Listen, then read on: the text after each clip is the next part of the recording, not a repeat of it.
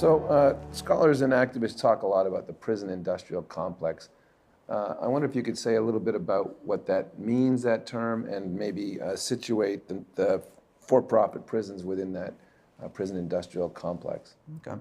So the prison industrial complex is kind of a takeoff on the military industrial complex that came up during the Cold War when we were in an arms race with Russia and so on.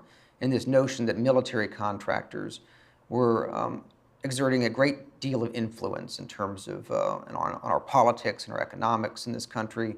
And the Eisenhower administration, I think, kind of coined the term the military industrial complex.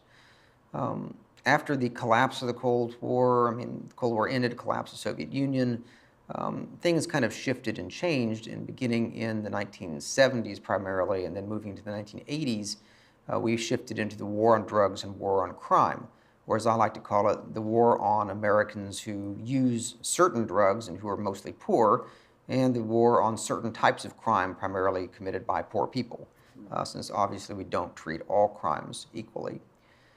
The prison industrial complex, then, the best definition I've found is it's a confluence of interests, both business, political, economic, social, that come together to form a system of mass incarceration in this country.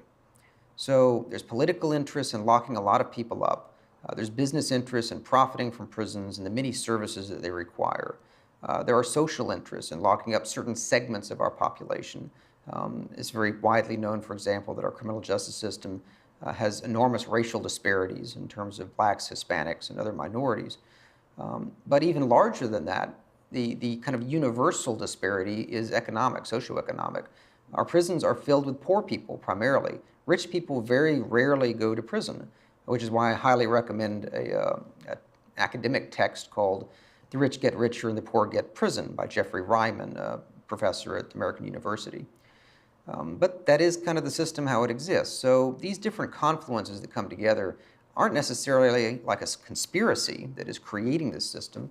It's simply a bunch of interests that coincide in either profiting politically or profiting financially from the system that exists, which is locking up a lot of people. So we don't just lock up people in prisons and jails. We lock them up in immigration detention centers, in civil commitment centers for sex offenders, in secure juvenile correctional facilities, in regional jails, in tribal jails in Indian country or reservations, military prisons and lockups, both in the United States and offshore. So police lockups. There's a lot of ways we lock people up, incarcerate them, deprive them of their freedom in this country. And all of that kind of combined is termed the prison industrial complex.